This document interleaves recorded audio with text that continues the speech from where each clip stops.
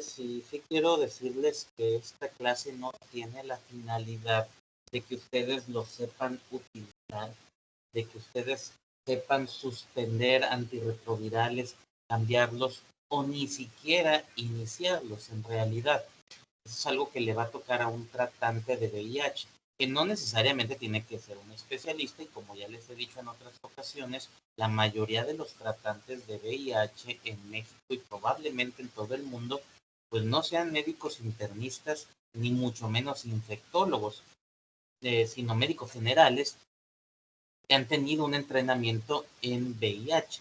Probablemente esos tratantes de VIH no son quienes van a ver a un paciente con las enfermedades oportunistas que hemos discutido previamente allá en el hospital, pero sí son los médicos que ven a un paciente que viene a consulta. O sea, el paciente de VIH es bien diferente, el que está internado grave con un linfoma en la cabeza, de un paciente que está aquí en consulta, que trae candidiasis, que se acaba de detectar, que vas a empezar un tratamiento o que abandonó el tratamiento y ahorita se siente mal, pero no está grave y hay que retomar tratamiento, o se está tomando su tratamiento, pero desgraciadamente la carga viral no está bien controlada, está subiendo y hay que hacer ajustes de esquemas de antirretrovirales. Eso es el paciente de consulta externa que está bien tranquilo. Entonces, esos pacientes, la gran mayoría, son vistos por médicos no especialistas o llamémosle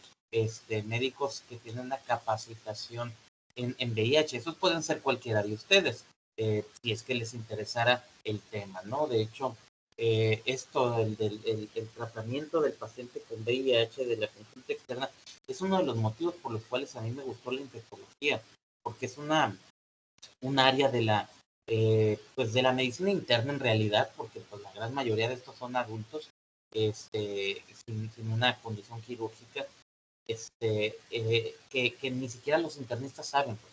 En realidad la mayoría de los internistas no le mueve a los antirretrovirales. Es lo mismo que un médico general, o sea, si se capacitaron en ello, entonces pueden hacer ajustes de medicamentos y pueden ver a estos pacientes de la consulta externa, pero la gran mayoría no. La cuestión es que a cualquier médico, incluyendo los médicos de primer contacto como lo serán ustedes, les puede llegar un paciente que tiene VIH, que toma medicamentos antirretrovirales y que a lo mejor está con algún efecto secundario. O tal vez no, pero ustedes le van a dar un tratamiento para otra enfermedad, entonces tienen que considerar todas las enfermedades que tiene el paciente, incluyendo el VIH y, por supuesto, los medicamentos que toma para ello. Entonces, si desconoces si determinados medicamentos del VIH pueden tener alguna interacción farmacológica o que tal vez eso sea una causa de los pacientes, pues entonces no le vas a poder resolver la duda al enfermo. A lo mejor sí lo tienes que canalizar con el tratante de VIH para que le ajuste el medicamento porque el medicamento le está haciendo daño. Pero a lo mejor el medicamento no tiene nada que ver y terminas mandándolo para que le diga el tratante de VIH, eso no tiene nada que ver, que piensen en otra explicación, ¿no? Entonces vamos a ver esto como un vuelo de pájaro de la gran, de la familia de las familias de antirretrovirales que existen, las principales exponentes de ellos, cuáles son los que ya ni siquiera se utilizan, porque ustedes si se ponen a leer el tema, pues van a ver por ahí muchos medicamentos y a lo mejor no sabes si se usa todavía o no, o si lo hay en México, si es muy moderno, si a lo mejor es muy obsoleto, etc. Entonces, así como nosotros conocemos los betalactámicos, los aminoglucósidos, los tetraciclinas, etcétera, pues también tenemos estos grupos de antivirales efectivos contra los retrovirus.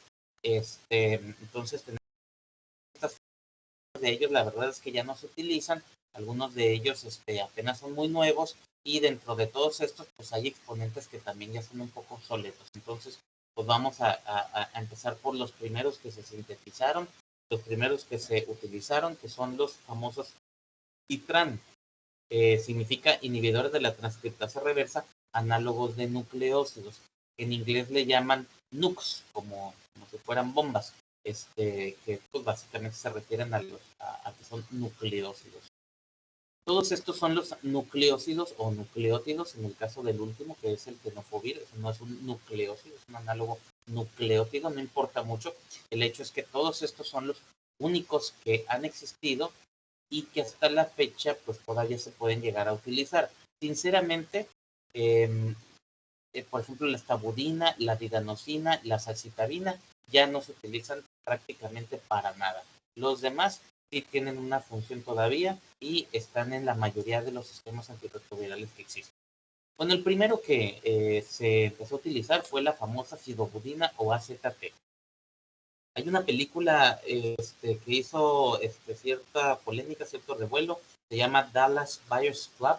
Les sugiero que la busquen, que la vean. Es realidad de lo que ocurrió entre los 80s y 90s en relación al VIH y muchos mitos que surgieron alrededor de las medicinas que se empezaban a utilizar para esta enfermedad.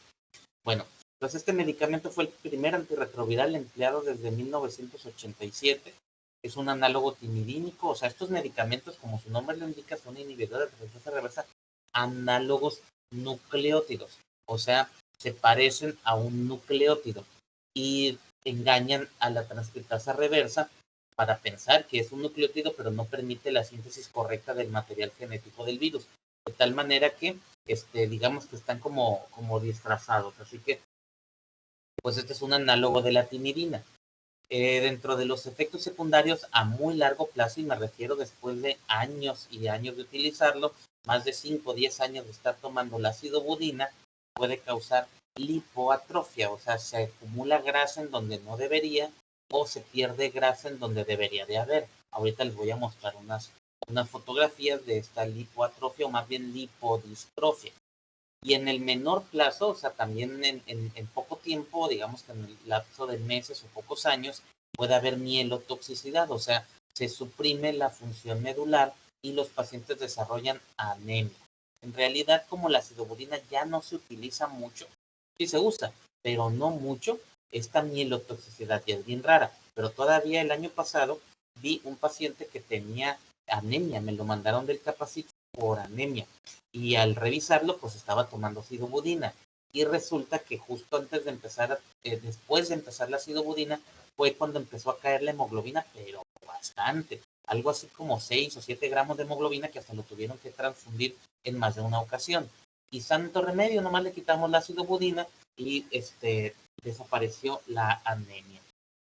Esta es una ventaja porque no, como los antibacterianos, pues también los antirretrovirales, algunos concentran bien en el cerebro, algunos no tanto. Entonces es importante que saber que este medicamento sí concentra bien el cerebro, sobre todo cuando tienes mucha actividad viral en el cerebro, como cuando tienes un absceso, cuando tienes un tumor cerebral, una especie de linfoma o alguna demencia asociada al VIH, pues tú quieres un antirretroviral que penetre muy bien al sistema nervioso central y esta es una buena alternativa.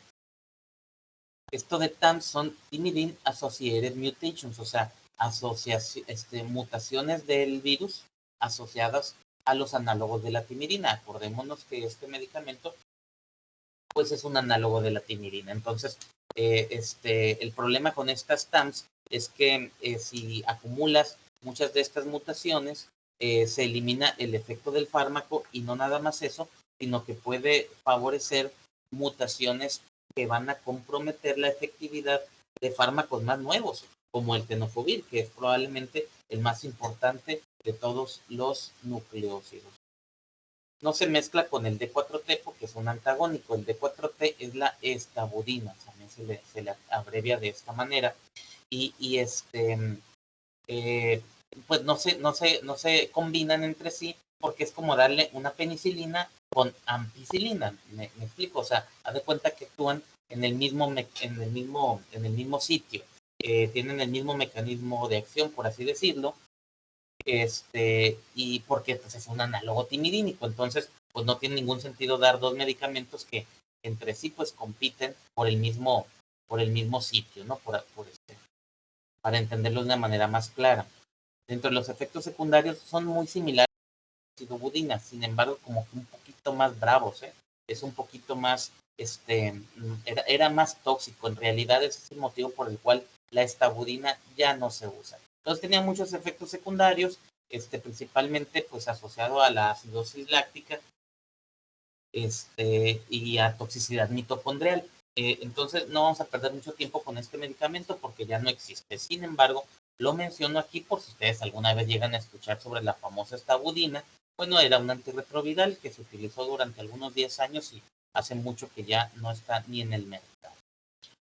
Pasamos a otro grupo de análogos nucleósidos que son los análogos de la citidina. Aquí tenemos dos ejemplos. Está la amibudina y la emtricitabina. La lamivudina es el primero de los dos. Ambos son muy similares, prácticamente los mismos efectos secundarios, el mismo espectro de acción. La diferencia es que la lamivudina se da 2 veces al día. Y es muy fácil recordar cuántas veces se tiene que dar, porque ves como la cajita trae 60 tabletas. Cada cajita de estas es para un mes. Entonces, si trae 60 tabletas, significa que necesitas 2 al día. En cambio, la emtricitabina trae 30 cápsulas, porque es una al día. Así que la ventaja número uno de la emtricitabina es que tiene una vida media más larga, de 24 horas. Y la lamivudina, pues se tiene que dar habitualmente 2 veces al día. Bueno, estos medicamentos son muy buenos, digamos que son un poquito menos tóxicos que los otros dos que mencioné. Sin embargo, si tienen esta mutación puntual llamada M184B. ¿Eso qué significa? Que en una metionina, en la metionina número 184 del código genético del VIH, se cambia por una valina. Entonces, eso hace que el virus sea resistente a la lamivudina e igualmente a la emtricitabina. Solamente con que tenga esta mutación ya no sirve como antirretroviral. Pero al seguirle dando el medicamento, esta mutación se sigue expresando. Espero que sí me entiendan esto, es un concepto muy importante en virología. O sea, cuando tú le presentas un antiviral a un virus, ese virus se defiende generando una mutación en su código genético para dejar de ser susceptible al virus. Si tú le dejas de dar ese antiviral, esa mutación como que empieza a revertir o se esconde. El virus ya no le puedes encontrar esa mutación, pero si le vuelves a presentar el antiviral, vuelve a expresar la mutación y sigue siendo resistente. Pero tener esa mutación, si bien al virus lo protege de este medicamento, le da pues unos efectos secundarios al virus. Por ejemplo, aumenta la susceptibilidad a otros antivirales como la acidobudina y la estabudina, pero más importante al TDF. El TDF es el tenofovir, ahorita también lo vamos a mencionar. Pero bueno, esto es algo bien interesante, ¿no? Que yo le doy un medicamento que ya no me sirve como antirretroviral, pero hace que el virus siga expresando esta mutación y de esta manera lo hago más susceptible a este medicamento que es bien importante. Entonces, me sigue funcionando el medicamento, ya no como un antirretroviral, sino digamos como un potenciador de otro antirretroviral. Entonces, ese tipo de juego ahí de mutaciones hace el tratamiento de VIH algo, pues en lo personal, pues muy interesante. Pero como nomás esta mutación truena a este grupo de antivirales, rápidamente tenemos resistencias. Entonces, este grupo de los análogos de citidina, otra vez la mibudina y emtricitabina, son de los primeros nucleósidos que llegan a fracasar cuando el paciente no se los toma bien. Una gran ventaja de estos medicamentos, por otro lado, es que tienen efecto contra la hepatitis B. Ya vimos hepatitis B, no hicimos mucho énfasis en los medicamentos efectivos, pero bueno, estos dos son medicamentos que le pegan a la hepatitis B. Entonces, si un paciente tiene VIH y tiene hepatitis B, pues obviamente que le tengo que dar uno de estos dos fármacos junto con otros y me olvido de la hepatitis B, le voy a estar controlando su VIH y la hepatitis B va a estar controlada igualmente. Obviamente, pues no se mezcla con el FTC. El FTC es la emtricitabina. Pues como ya les he dicho muchas veces, son dos medicamentos muy similares. Es como darle amoxicilina con ampicilina y pues no tiene ningún sentido. Básicamente es lo mismo que la lamivudina, solo con una vida media más larga. La misma mutación se truena a los dos fármacos. Es activo contra la hepatitis B. Se habla sobre una hiperpigmentación cutánea y yo creo que lo he visto tal vez una o dos veces en mi vida, cuando este fármaco lo toman prácticamente el 90% de mis pacientes de VIH y la verdad es que son muchos, entonces sinceramente es raro esta hiperpigmentación cutánea.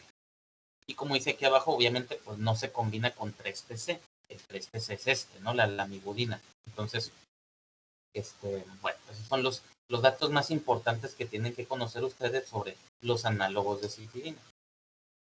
Luego pasamos a un medicamento diferente, que es el Abacavir o ABC.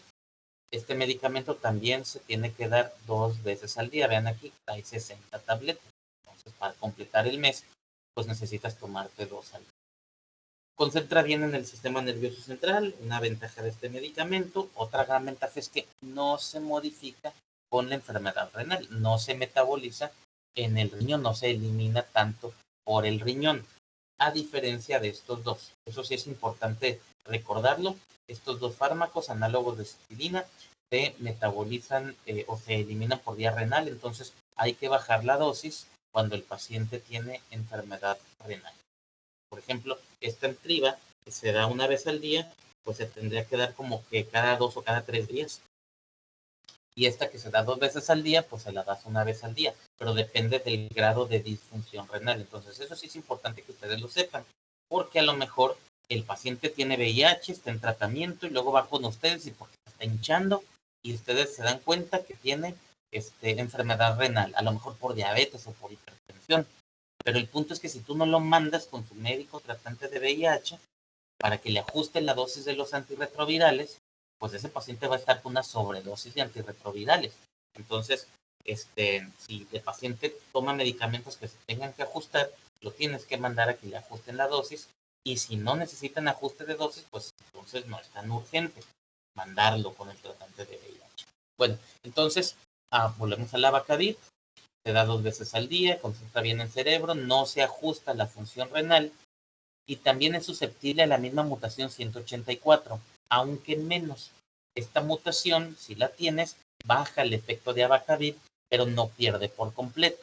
Sin embargo, existen estas otras mutaciones, la 74 y la 65, que puede que en combinación sí eliminen completamente la actividad del Abacavir. Entonces, cuando el paciente deja de tomar el medicamento, se lo toma un día sí, 2 días no, lo deja de tomar un mes, luego lo vuelve a tomar, lo deja de tomar un año porque se sintió bien y luego se regresa, esos retomas, abandonos de tratamiento hacen que el virus luego empiece a expresar estas mutaciones y pierde efecto el medicamento y no nada más pues como pueden ver, agarra luego que comprometen medicamentos que el paciente nunca haya tomado, un poquito diferente de lo que vemos con las bacterias, en donde si el paciente nunca ha tomado algún antibacteriano, es posible que no haya generado mecanismos de resistencia para él, pero en este caso tal vez sí. Bueno, esto es de lo más importante de la Abacavir. Afortunadamente en México es raro, pero puede causar un rash y una hipersensibilidad medio bravas. El paciente puede generar un rash como este que estamos viendo aquí, y como dice esta diapositiva, el rechallenge, o sea, volverle a dar el tratamiento puede generar una reacción más grave, inclusive teóricamente letal. ¿A qué me refiero con el rechallenge? Cuando tú empiezas un medicamento que tiene así varios fármacos como el de la tuberculosis, pues le das una pastillita, pues la pastillita trae 3, 4 medicinas diferentes, ¿no? En el caso del VIH, pues tú le vas a dar diferentes fármacos al paciente al mismo tiempo y desarrolla un rash. ¿Cuál fue el causante del rash? Pues la verdad es que no sabes. Entonces lo que muchas veces hacemos es quítale todo, espérate que se le quite el rash y luego le retomas el tratamiento, pero uno por uno. A ver cuál le da las ronchas. Ese es un re-challenge, un nuevo reto para ver cuál es el responsable. Bueno, resulta que cuando le vuelves a dar el Abacavir al paciente que ya desarrolló este rash, puedes causarle una enfermedad bien grave, tipo anafilaxia, y el paciente se puede llegar a morir por esta hipersensibilidad.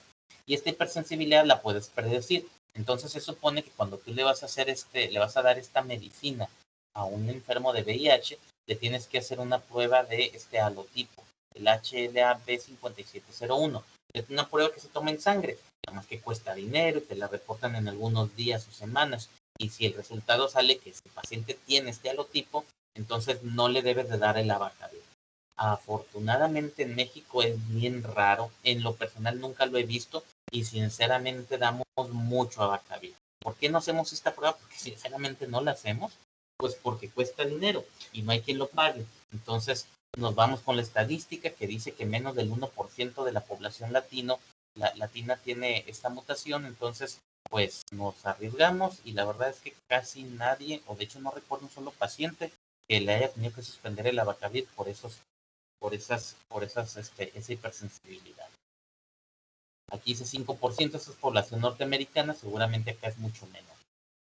Luego tenemos la didanosina, este es un análogo de la guanosina, si no me equivoco, pero ¿saben qué? De este ni vamos a hablar, porque de nuevo ya no existe, no está en el mercado.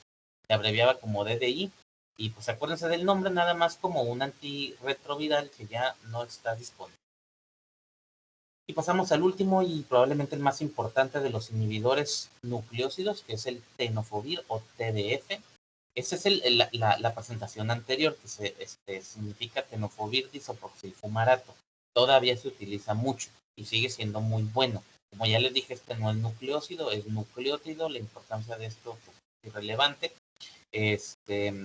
La vida media es larga, como ven, trae 30 tabletas, o sea que se da una vez al día.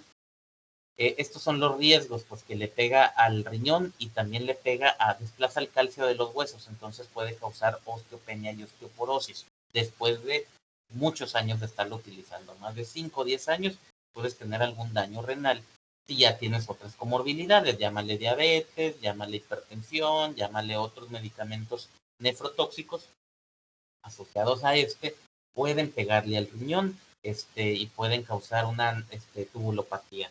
Sin embargo, la verdad es que es bastante bien tolerado, pero luego sacaron una presentación más moderna que se llama TAF, TAF, que es tenofovir alafenamida, y tiene la ventaja de que pues no le pega tanto al riñón, no causa tanta osteopenia, osteoporosis, entonces es un medicamento pues digamos que muy útil. Pero bueno, aquí lo importante es que también le pega la hepatitis B, así que la combinación de tenofovir, con una lamivudina o con una emtricitabina, pues es excelente como un antirretroviral que le pega a VIH y a la hepatitis B.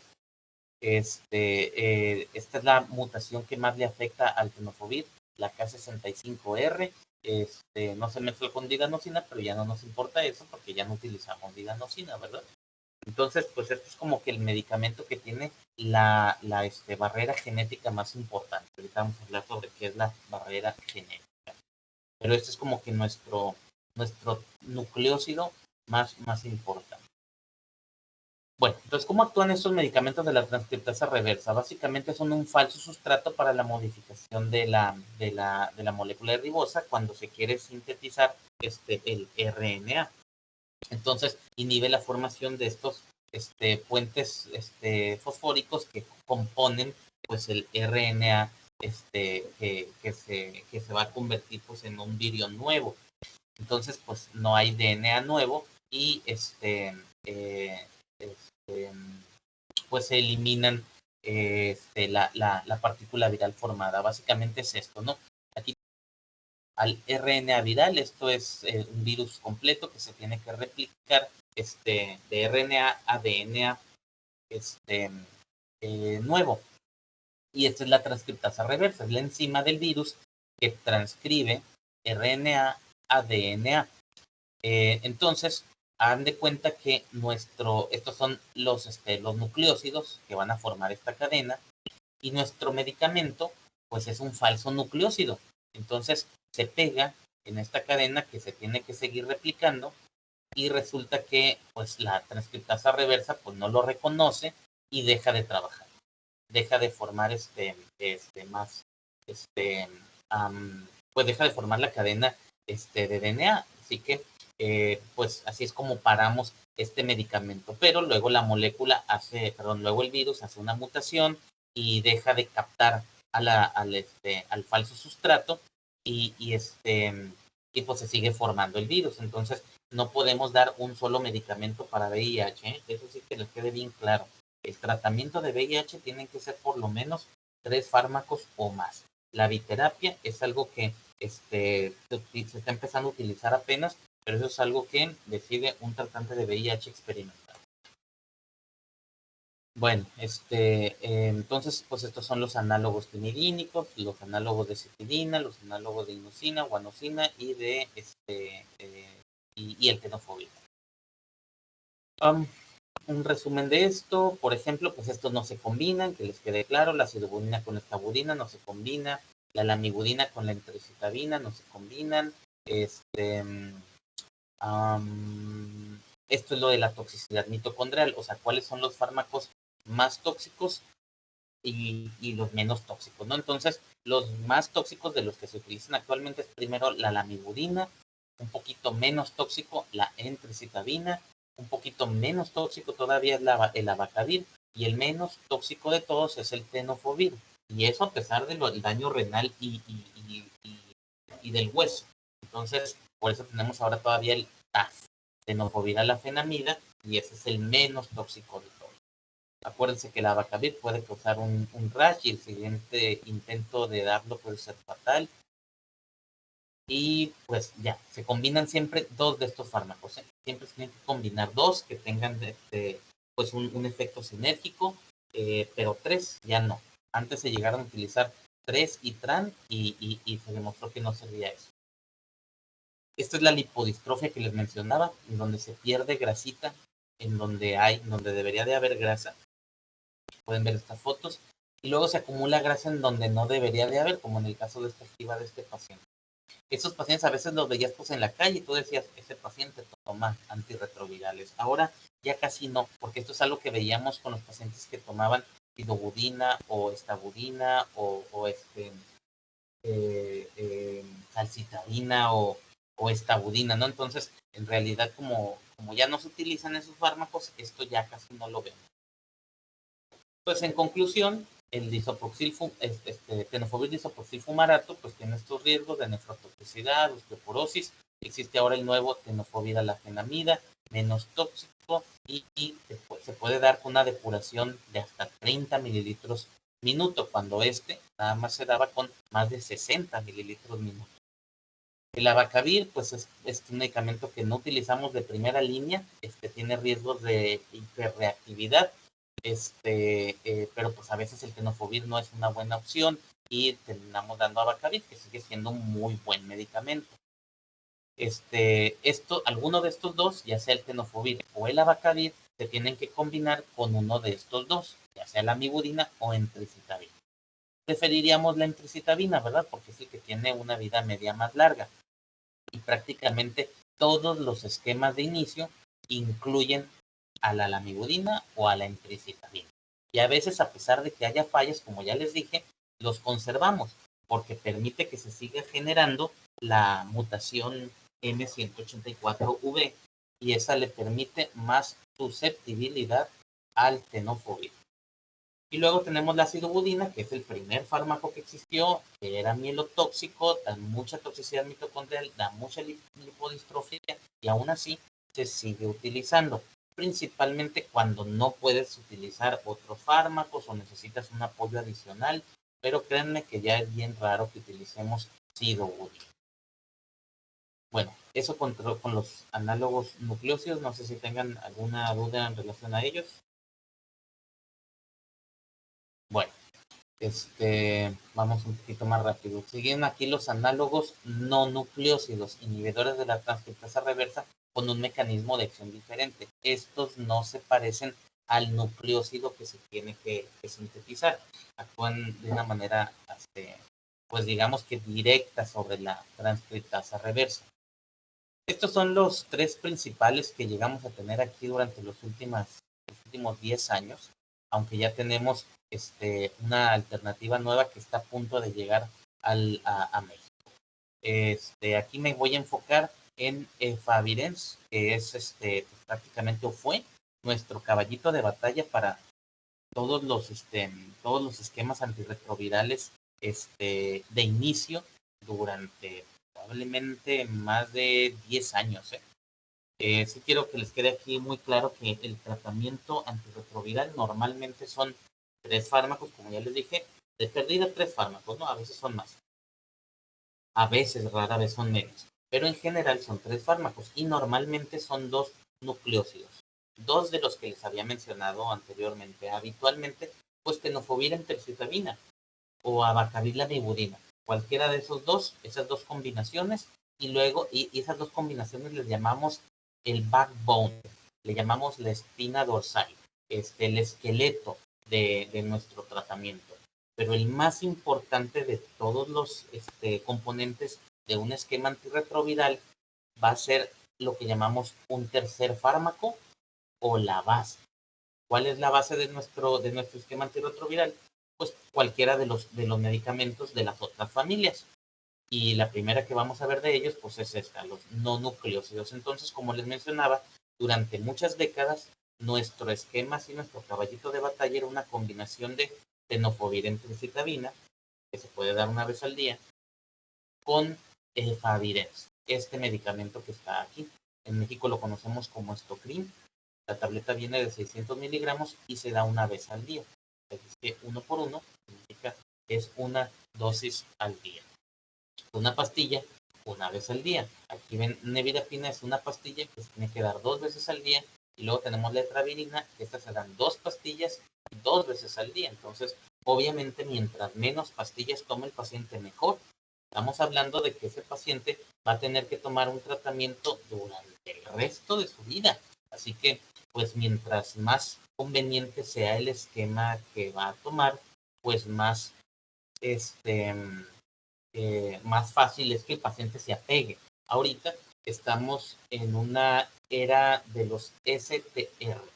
STR significa Single Tablet Regimes, o sea, regímenes de una sola tableta. O sea, medicamentos que en una sola pastilla tienen los 3 fármacos. ¿Me explico? El primer STR que hubo en el mundo se llamaba Atripla y era, como les comento ahorita otra vez, la combinación de tenofovir, emtricitabina con efavirenz. Entonces, el tenofovir y la emtricitabina eran nuestro backbone y nuestra base o nuestro tercer fármaco era el efavirenz. Esta era una sola pastilla que el paciente se tenía que tomar por las noches y con eso ya tenía todo su tratamiento antirretroviral muy efectivo durante muchos años, relativamente bien tolerado. Millones de personas tomaron ese fármaco durante muchos años, que les permitió pues tener un control viral suficientemente bueno y, y este y es un medicamento antirretroviral muy potente. Entonces, pues vamos a ver a detalle este famoso Estocrin o Efavirenz. Bueno, entonces tiene una vida media larga, se da una vez al día, entonces se puede combinar con otros fármacos que también se dan una vez al día, haciéndolo un STR. Pero particularmente lo dábamos en la noche. Todavía lo utilizamos, pero cada vez menos. Pero se tiene que dar en la noche. ¿Por qué? Porque daba estos efectos secundarios neuropsiquiátricos que no eran nada bonitos. El paciente podía tener insomnio o al revés, le daba mucho sueño, podía tener mucho mareo, puede tener pesadillas, les llaman eh, sueños vívidos, aunque en inglés son un poquito más realistas y le llaman vivid nightmares. Aparentemente, pues nunca lo he tomado, pero dicen que el paciente lo que está soñando lo siente que era muy real y a veces se despiertan, según me decía algún maestro, si están soñando que están en un bosque, se despiertan y ven arbolitos, ¿no? Puede haber despersonalización, trastornos del estado de ánimo, depresión. Si el paciente ya sufría depresión, ya tomaba antidepresivos y tú le agregas este fármaco, es posible que ese paciente se deprima más. Y claro que hubo pacientes que se suicidaron. Aquí en el Hospital General me tocó un paciente que después de estar tomando Efavirenz se prendió fuego, echó gasolina y se prendió fuego y se quemó todo el cuerpo y no se murió, lo salvaron los cirujanos, pero la verdad pues es una un efecto adverso de este medicamento y se tiene que tomar con mucho cuidado en pacientes que tienen esos trastornos neurológicos. Entonces, pues durante muchos años no había algo mejor y esto era lo que se utilizaba de inicio para todos los pacientes, pero hace ya como 10 años que tenemos disponibilidad de terceros fármacos mucho mejores. Entonces, el Efavirenz ya, al menos aquí en México y particularmente aquí en el Hospital General, en la Secretaría de Salud, tenemos como unos, tal vez apenas este año, que ya nos cambiaron las directrices y que nos dijeron que el Efavirenz es un tratamiento de segunda línea, afortunadamente, ¿no? Porque ya tenemos cosas mejores. Pero todavía va a haber mucha gente que está tomando Efavirenz, sobre todo en el Seguro Social. Estos efectos secundarios del rash o la dislipidemia, sobre todo con triglicéridos, es raro. Como ya les dije, no se utiliza en pacientes con trastornos mentales porque esto era bien severo. Y se considera relativamente teratogénico, ya que se ha demostrado malformaciones fetales y anencefalia, pero en animales.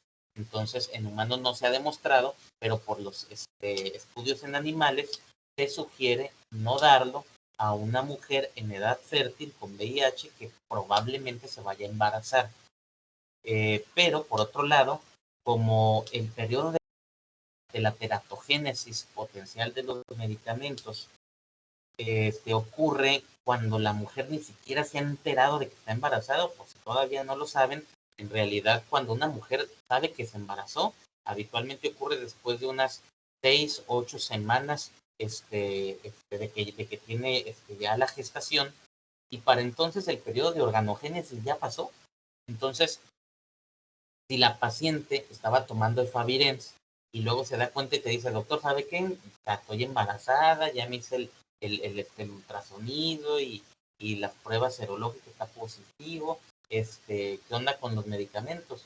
La verdad es que si está bien controlada y está tolerando bien el medicamento, se lo seguimos dando. Pero si está en riesgo de embarazarse, entonces hay que evitarlo para reducir un poquito estos riesgos. Ahora, fui medio severo ahí con estos efectos secundarios. Suena como un medicamento así como que al cual hay que tenerle miedo. Pero la verdad es que la gran mayoría de los pacientes, por no decirles que como el 80-90% de ellos, lo toma y al mes que llegan hasta el control a ver cómo le fue en su primer mes, siempre les avisamos, ¿no? Que va a tener estos efectos secundarios. Le decimos pues que evite las grasas, porque si toman grasa en las noches, como que cenarse unas quesadillas con un vasote de leche entera y se toman esta pastilla, se absorbe mucho más el fármaco y la toxicidad se multiplica.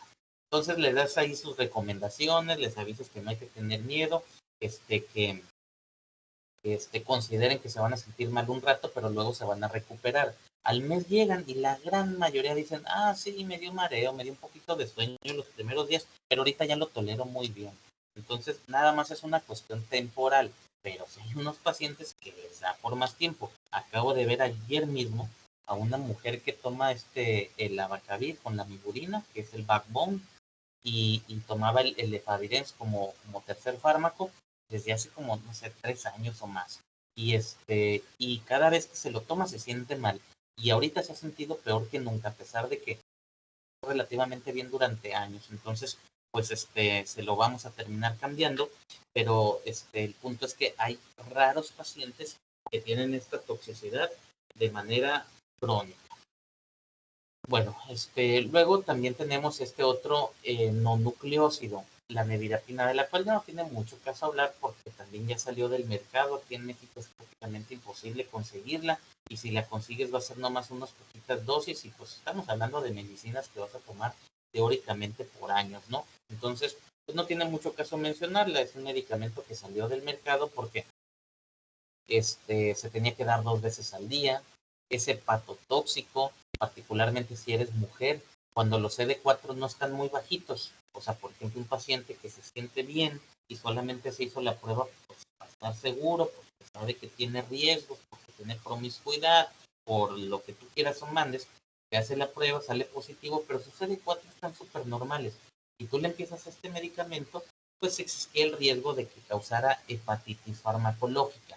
Nunca me tocó ver un paciente con una hepatitis por nevirapina, pero pues es que cuando yo empecé a tratar VIH así de lleno, pues ya de por sí era un medicamento viejito y en desuso en los países de primer mundo, y aquí en México pues ya eran muy poquitas las personas que lo estaban tomando. Entonces pues tampoco me tocó conocerlo. Pero para efectos prácticos, si llegan a escuchar eso de la nevirapina, pues ya saben que se trataba de un antirretroviral utilizado como base o como tercer fármaco que se eliminó del mercado pues en esta década de los años 2020. Y luego tenemos este otro medicamento que se llama etravirina, es Intelens. La bronca pues es esto, ¿no? Que son 4 pastillas al día, las puedes tomar juntas o 2 y 2. Pero sí tiene unas ventajas. Este es activo cuando hay resistencias a los otros ITRAN, inhibidores de la transcriptasa reversa no nucleósidos. Estos medicamentos tienen una mutación puntual, que es la 103. Esta mutación puntual, si la tienes, olvídalo. Ya no te sirve ni el efavirenz ni la nevirapina. O sea, también son fármacos muy lábiles, con una barrera genética muy baja. ¿Qué es la barrera genética? Pues es básicamente la cantidad de mutaciones. Haz de cuenta que, tú imagínate una barra. Y si tú tienes una barda hecha solamente con una hilera de blocks, pues tú fácilmente la brincas, ¿verdad? Pues con una sola mutación es como que una hilera de bloques que te permite pasar de un lado al otro pues muy fácilmente. En cambio, hay fármacos que necesitan muchas más mutaciones, generando una barrera más alta y evita que el medicamento, o sea, que el virus se haga resistente a ese medicamento. Entonces, siempre vamos a querer medicamentos con barrera genética más alta. Dentro de los nucleósidos, pues el tenofovir es el que tiene la barrera genética más alta. Dentro de los no nucleósidos, pues esta etravirina tiene una barrera genética más alta que el efavirenz y que la nevirapina. Entonces, este es un medicamento que si bien nunca nos ha gustado porque son un montón de tabletas, pero que es efectivo. Sí, sí es efectivo. Miren, como pueden ver aquí, la cajita trae 120 tabletas, es un botecito bien grande.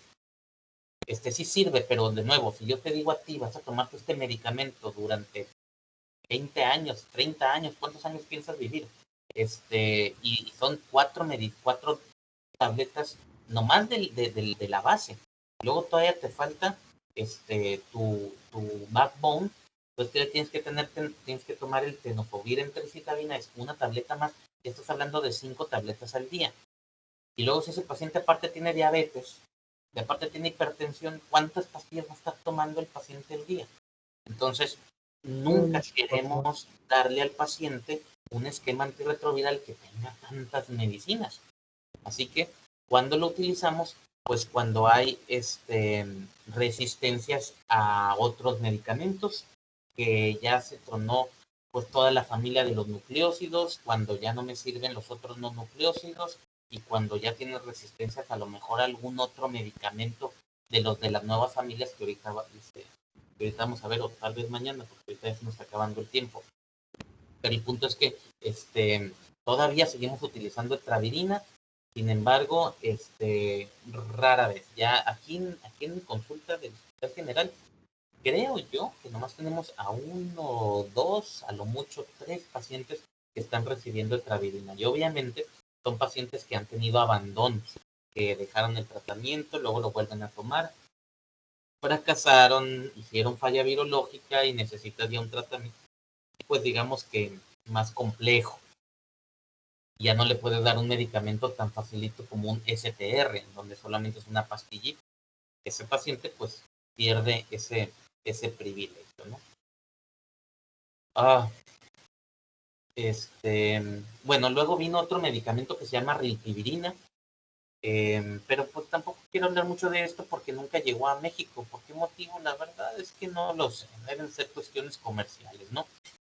La única cosa que nos decían ellos era no lo utilices cuando el paciente tiene más de 100,000 copias. A lo mejor no tiene que ver con el motivo por el cual no entró a México, no lo sé, pero aquí la mayoría de los pacientes, como ya lo vimos en la primera clase de VIH, los estamos detectando avanzados, con más de 100,000 copias. Entonces, este medicamento pues no era ideal cuando el paciente tiene más de 100,000 copias, pero cuando está bajo de 100,000, la verdad es que es muy bueno. Y como pueden ver aquí, es activo con cepas resistentes a los otros no nucleósidos. O sea, cuando el paciente ya es resistente al efavirenz o a la nevirapina, la rilpivirina sigue siendo efectiva porque esta no es susceptible a la mutación 103 que les mencionaba ahorita. Se tiene que tomar con alimentos, esto no es algo que nos importe mucho, pero se da una vez al día, ven cómo tiene 30 tabletas, eso es bueno. Y luego inventaron un coformulado que es el Complera. Como pueden ver aquí, tiene tenofovir, tiene la emtricitabina, que es el backbone, y tiene la rilpivirina. Entonces ya tenemos aquí otro SPR. El primero que les dije, pues es el famoso Atripla. Aquí en México, aquí de hecho en todo Mexicali ya no encuentras Atripla, pero hay un análogo que se llama Goltrek, que básicamente es tenofovir, emtricitabina con efavirenz. Lo seguimos utilizando mucho por los pacientes de tuberculosis, porque esa es una gran ventaja.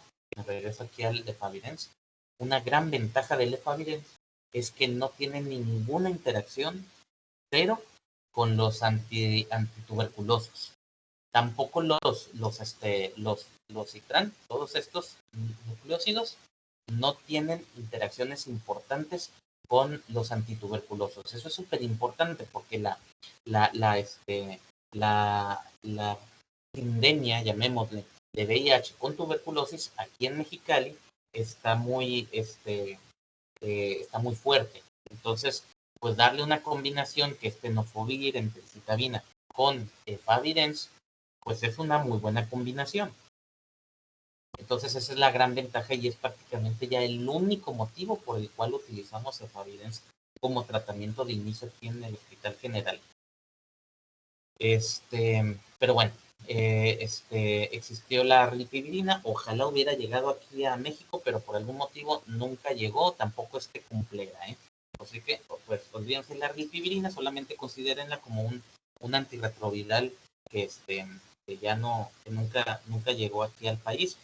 Y creo que va a caer en desuso porque está a punto de llegar a Mexicali, bueno, a México, un medicamento que se llama Doravirina.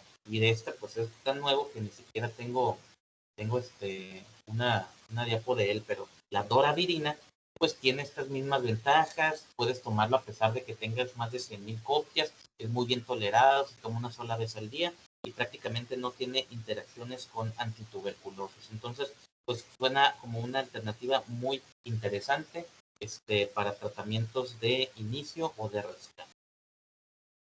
Bueno, ¿cómo actúan los inhibidores no nucleócidos? Básicamente, estos no son trifosfatados, pues no son análogos nucleócidos.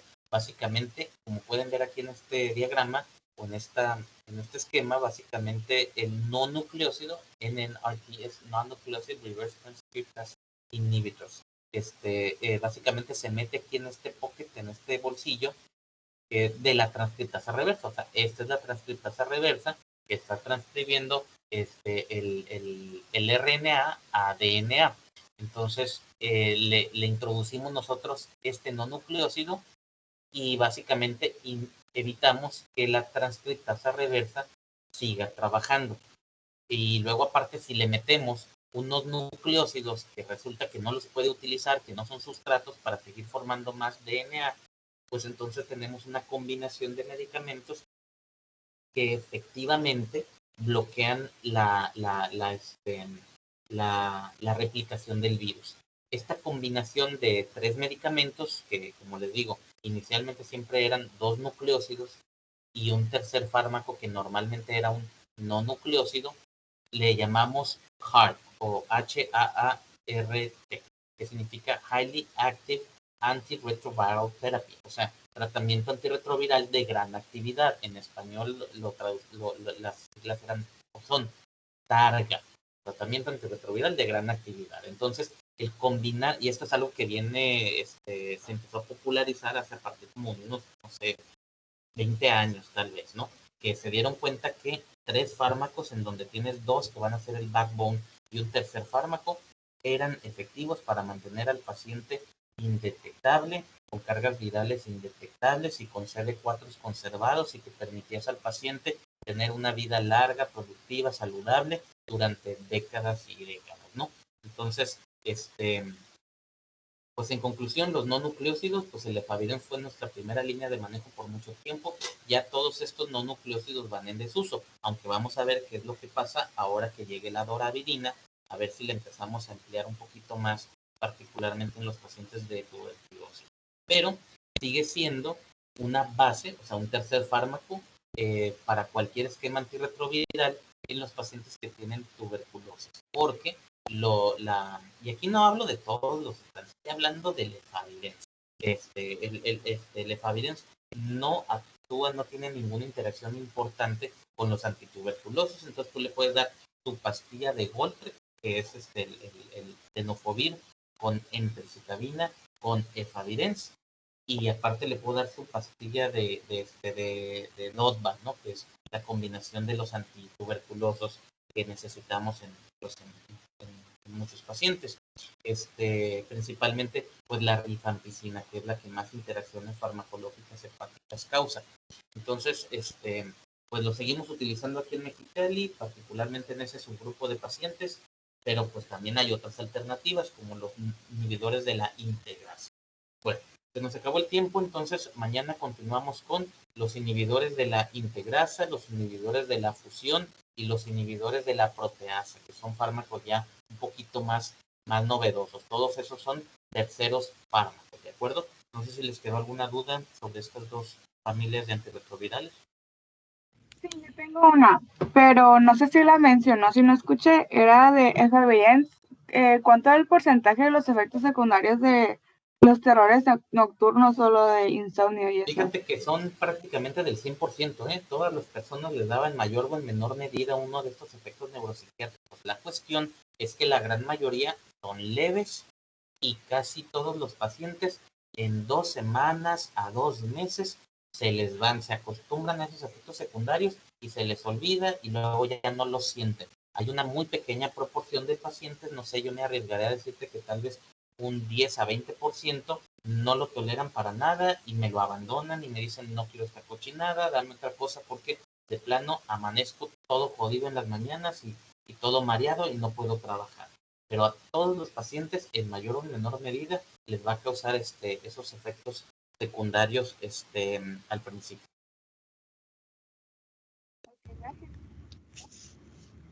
Y en el caso de la paciente que no lo pudo, bueno, que lo toleró y después lo dejó de tolerar, ahí ¿a qué medicamento se le cambiaría?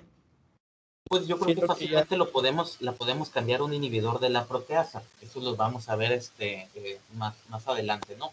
Obviamente cuando el paciente su tercer fármaco no me sirve, pues tengo que utilizar otro de los terceros fármacos, ¿no? Y los inhibidores de proteasa o los inhibidores de integrasa son los más actuales. Entonces, pues esos son los que van a revisar con más detenimiento para mañana. Ya mañana no voy a ponerles Cajut. ¿Alguna otra duda? Yo no. Bueno, ok, está bien, entonces mañana continuamos con los inhibidores de la proteasa y los demás que les menciono. Que tengan Ok, buen día. Gracias. Gracias, doctor. Buen día.